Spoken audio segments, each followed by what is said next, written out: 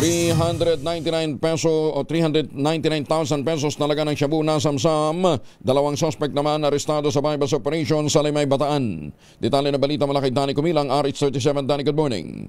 Sa ikinisang anti-illegal drug operation ng Limay PNP ng mga tauhan ni Police Major Jimmy Albert Dicen, alas 3:10 kahapon ng hapon, naaresto ang dalawang individual na nagsabuatan umano sa pagbebenta ng illegal na droga sa isang nagpanggap na pusor buyer na pulis sa barangay Barrio Los, Kitang 2, Limay, Bataan.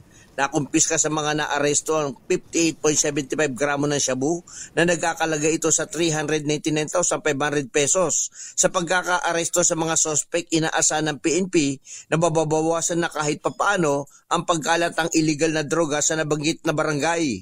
Samantalang nagbigay naman ng mariing babala si Provincial Director Kena Marte Salvadora na walang sino man ang makakaligtas sa batas kung sila'y masasangkot sa illegal na droga.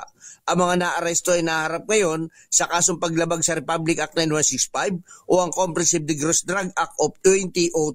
Danny Kumilang, RH37, DZRH, una sa Pilipinas, una sa Pilipino. Maraming salamat, Dan.